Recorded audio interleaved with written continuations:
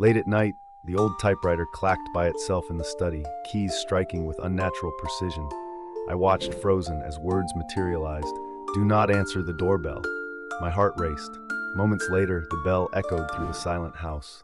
Outside, a pale figure stood motionless, face obscured. The typewriter continued, "He waits for you." The air thickened with dread.